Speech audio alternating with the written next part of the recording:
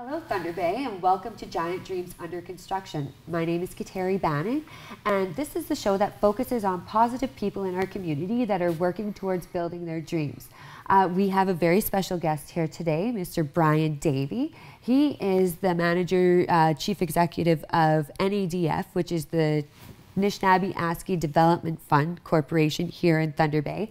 And he's going to talk a little bit about why he enjoys what he does and how maybe his organization, which is a community organization, can help you. He's also going to share his journey with us. So thank you very much, Brian, for coming today. Well, thank you for having me. And welcome to the Shaw Cable Studios. Now, first of all, what exactly is your role with NADF? And what are your main tasks that you do there? Yeah. Well, I'm the executive director for NADF, and I've been there since, well, I've actually started with them in 2011, then I became the executive director in 2013. And my main task is to provide oversight and management for the whole organization. And my boss, of course, is the board. It's a nonprofit organization. And our core responsibilities are loans to small businesses. We do a lot more than that. We'll get into that later. But I'm the person that makes sure that everything runs according to plan, according to our objectives or our organization's vision and mission. And that's basically what I do. And you have a lot of experience as far as management goes. I know you were a part of Matawa. You've done a lot of economic development committees and things like that. And you went to Trent University, right, where you focused on politics and Native studies. Right. Now, why did you choose, how did you make this choice where you wanted to get into helping to advise people as far as like management and consulting? Like what kind of molded Where did the that? switch come from? Yeah.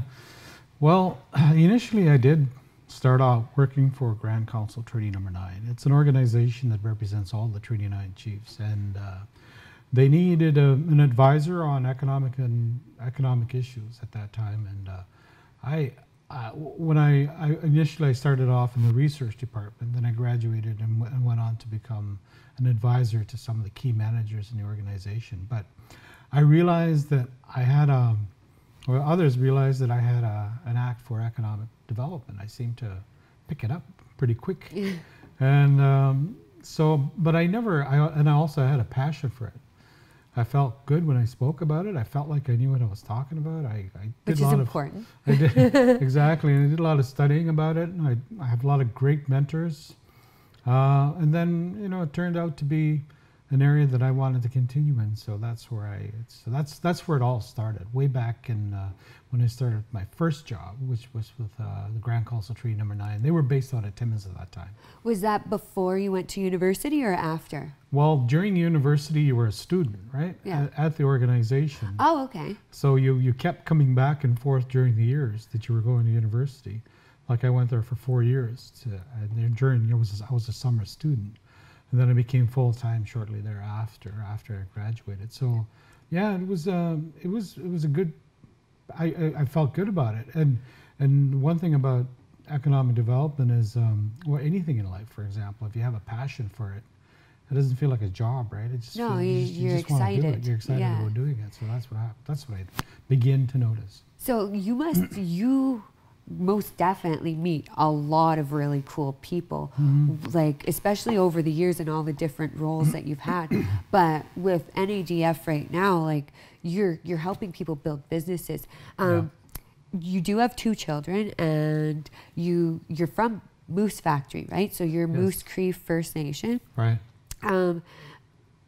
How, like, we'll get more into that later. But was it a little scary?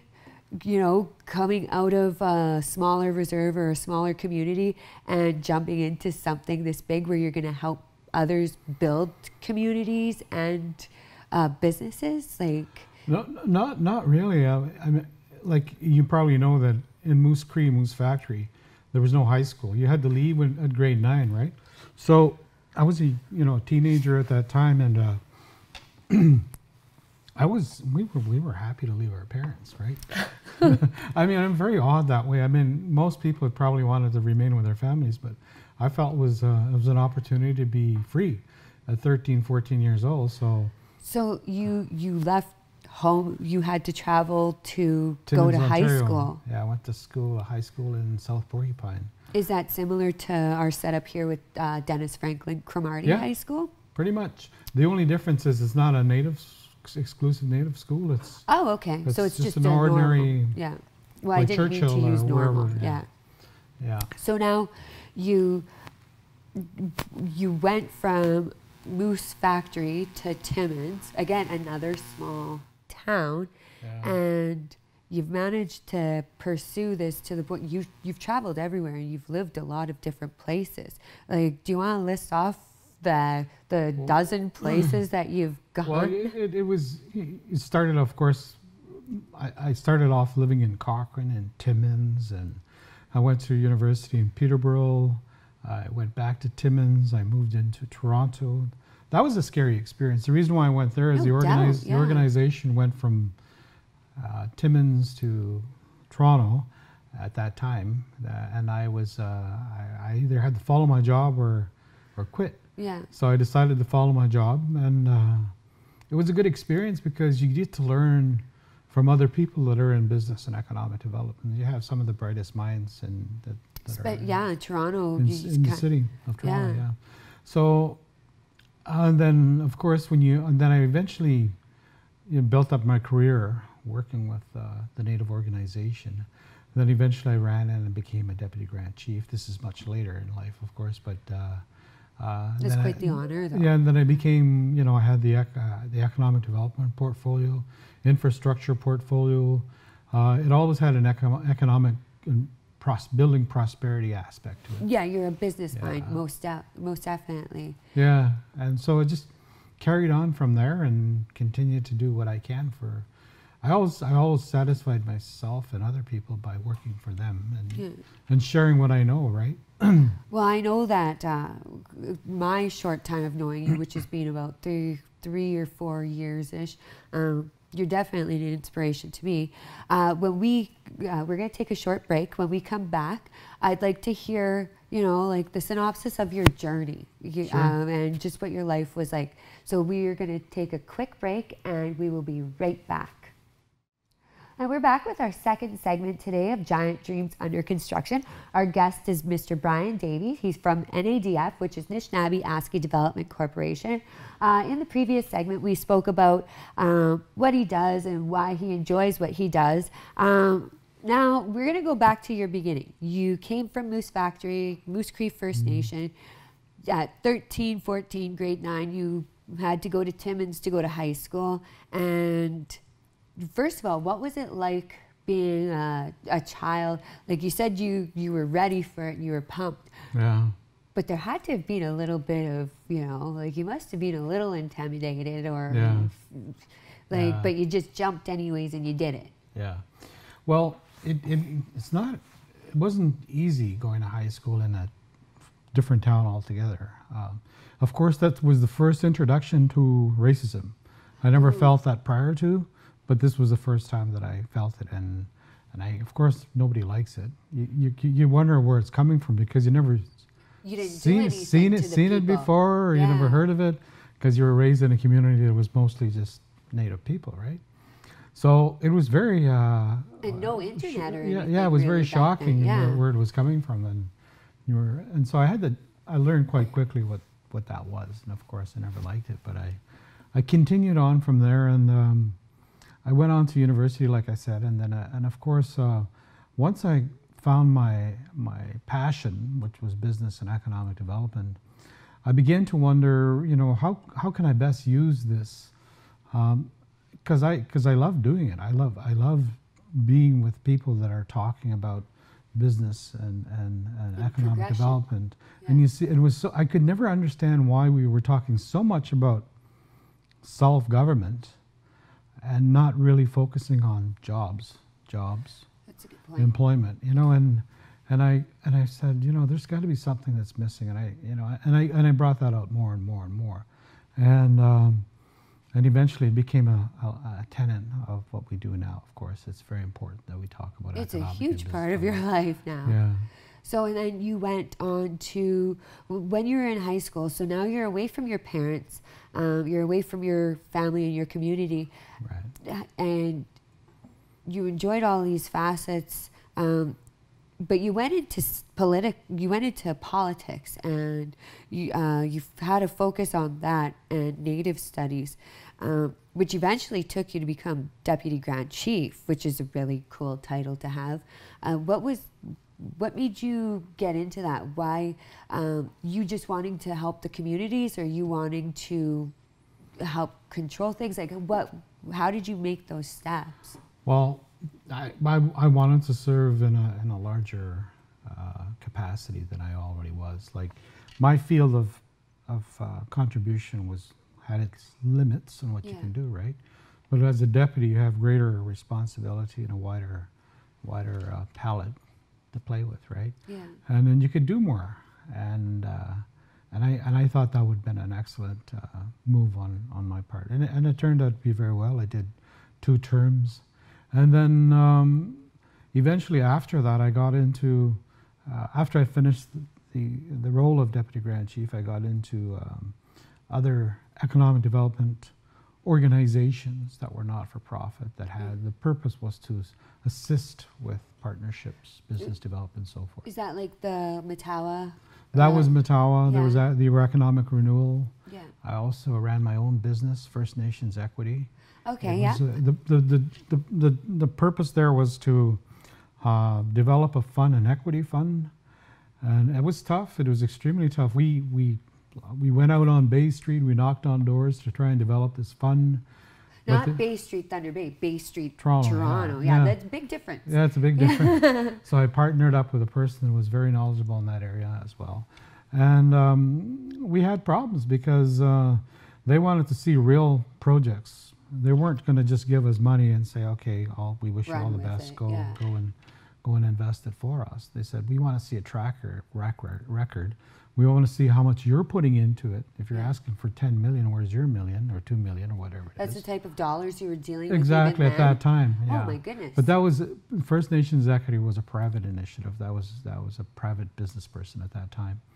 That was for 4 or 5, 6 years, I guess. But then we got into a lot of companies were coming to us to do some this engagement with. They wanted access to First Nations markets. Could be mining, forestry, what have you, and that wasn't the real purpose we set out with First Nations Equity, was not to be building partnerships, although financially you need that in some situations, of course, in a lot of situations, but we wanted a financing component to what we were doing, and there wasn't. Yeah. And they wanted us to do this other work with us. So I left that. I went on to work for Matawa. Did you sell your company, or did you I sold out my share. Okay, cool. My share. And then I went on to Matawa, and I became their economic development manager. And then I went on to Nadf and became there. So that's how I ended up where I am. It was always moving in a direction of assisting people in creating wealth. That's and you're married. How long have you been married for? 2003. But I've been with Lisa, and I've been together for over 20 years. But so she's followed you through your journey, or she's been a partner right beside you through your journey, not so much following. Right. Do you think it might have been hard on her as you're making the leaps and bounds, or is she kind of like financially minded also? Or? No, she's not. I'm sorry, I didn't mean to get you in trouble. She's complete opposite of what I am. No, she's very. I'm right. I'm left brain and she's right brain. So she's the creative. We're complementary to each other now. Okay, well that's good. So I pay all the bills and I see all the money. And then she gives you heck when you need to spend time with your children or grandchildren. Yeah, she's very important that way. That's good. Yeah. And she's her area is health. Okay. Helping people in the area of health. Is she a nurse or? She worked full time in the area of health advising and then consulting, and then she's doing some of that right now, actually. So. And you do have 2 daughters and 2 grandsons? That's correct, yeah. Yeah, so, and both your daughters have graduated now, right? Or they're done, yeah. And one is trying to start up her own business, and I'm trying to help her there. That's awesome. It's a face painting business. And with all the community events that go on, really, it is one of the necessary things that we all look for and kids love. So I'd love to see them get into the area of business and be self-supporting in that way, and I'm doing whatever I can to support them. They got the right dad for that, that's for sure. Well, I'm going to do what I can, to help. You might hear a lot of, Dad, I could do it already. Okay, and that'll be your proud moment too. All right, they're good. Yeah. Okay, so we're going to take another quick break. Then we're going to talk about, when we come back, we're going to talk about NADF and how it might be able to help some of the viewers that are watching right now. Sure.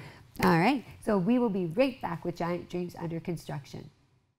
All right, we are back with our third segment today, and our guest, Brian Davey, the Executive Director for Anishinaabe ASCII Development Fund.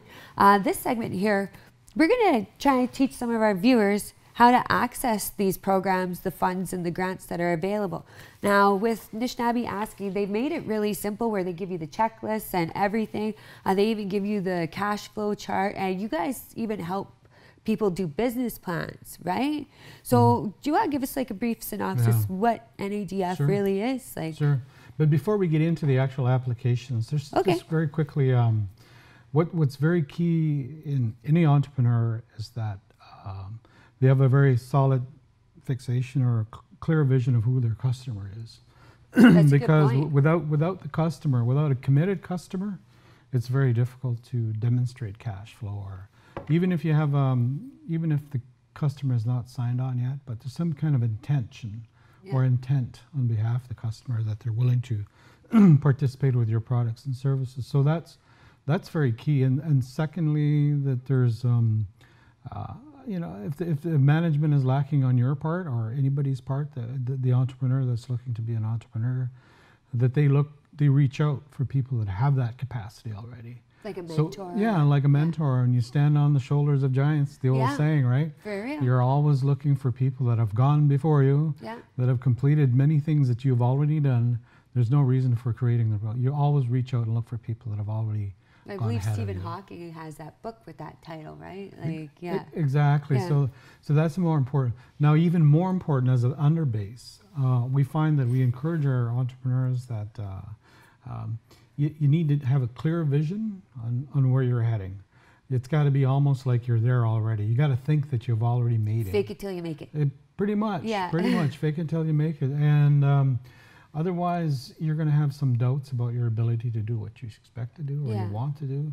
So, and it's almost like, the universe begins to conspire with your vision, right? You have to cast the wish out there. Exactly. You put it all out there and then start thinking about it and be very sincere about your thinking and it's honestly believe that where you're going is actually going to be achievable. It's that even though there's going to be a lot of naysayers and people say that this is impossible. No, even if you don't succeed, you dust off yourself, pick up, and because you look at it as an opportunity to learn.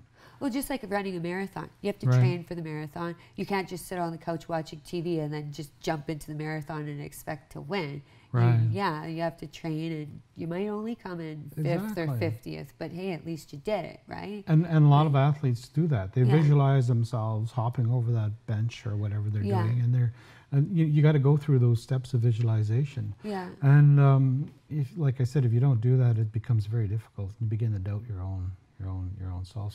So those are some of the key aspects of. And your team helps. We try to encourage that. Yeah. We try to encourage that. Kind of like counseling and advising. Yeah. Right? And like I said, it's customer, making sure the customer is there. Yeah. And thirdly, that you have the capacity or the ability to manage your business.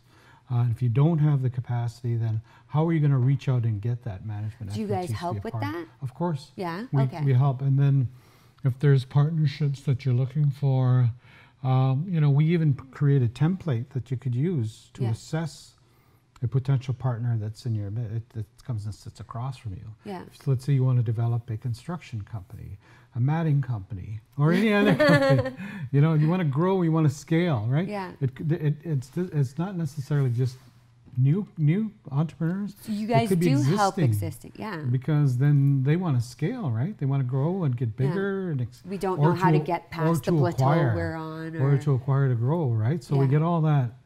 We get all that assistance and support. If we don't have it, we make sure that we reach out and get it for you. So we're very supportive in that way. And then you guys actually, so you take us really, if you're a newbie into business, you help go from the very beginning to success, really, right? Yeah. Like you guys offer that long-term support. And I know that you guys don't have too much of a turnover, because over the years that I've known of your organization, it's been the same main people that I've ended up dealing with, which is cool, and it's good for anybody who's going through you, because then you're not just being passed off. And you guys also encourage and support us through the process, and then you kind of reward people. So like in October, you guys have the it's your 28th annual Business Awards ceremony. Right. You're doing that in Timmins on October 18th, right? And so what are the different categories that you guys do for that? Well, the best it could be the best corporation of the year, best development partnership of the year, best businessman or person or woman of the year. Young entrepreneur. Yeah, young entrepreneur. There's a whole, and we got to point that out. Yes, you were one of our successful award winners one year, which was fantastic. And it does help you, just speaking from experience. Yeah. Sometimes you get these nominations, or you get the notice of this where you're in a slump or you're struggling, and it does kind of give you that boost. Yeah, it lights that fire back under your butt. Yeah. To, okay, I am doing something right. Even if I kind of feel like poop right now, you know, there's still other people that believe in me, which is, I think it's actually really cool. Everything that your organization offers. Do you want to give us like the link? What's the link? How can we get a hold of you guys? Well, definitely go to NEDF, NEDF.org. And when you're in the website, you can also access our awards website and also our event website. So there's links out to other websites. And our number, my name's Brian Davey, and of course we'll take your calls and then find the account manager that's appropriate for your business. And we make sure that your calls are returned, and we do follow up with you. We do loans, we do grants. We prefer them both together in support of what you're doing, and we're pleased to help. And you guys, even without accessing funding or grants or anything like that, you guys are just a really good business support system for anybody in business if they need a little bit of guidance, or maybe even just a little bit of encouragement, you know. So I really want to thank you. Is there any advice you have to give to any of our viewers watching right now regarding pursuing business plans or their dreams or things like that? I think it comes down to what your passion is, what you really believe that will work for you, right? And you are going to get a lot of naysayers, like I said, but you're also going to feel really strong, and you got to go with your gut, what you feel is right for you, right? And then no dream is big enough. I mean, nothing wrong with thinking big. No, not absolutely at all. Nothing wrong with thinking big, because with that larger vision you have, that's going to guide you to your success, and it has to be there. That's awesome. Well, thank you so much again, Brian. NADF is the epitome of, giant dreams under construction, really. I'd like to thank you for being a guest on the show, and for everything that you and your organization and all the people that work for the organization do in the community and around Northern Ontario. So Brian Davies, NADF.org. Check it out, and thank you again. This has been Giant Dreams Under Construction. I'll see you again next time.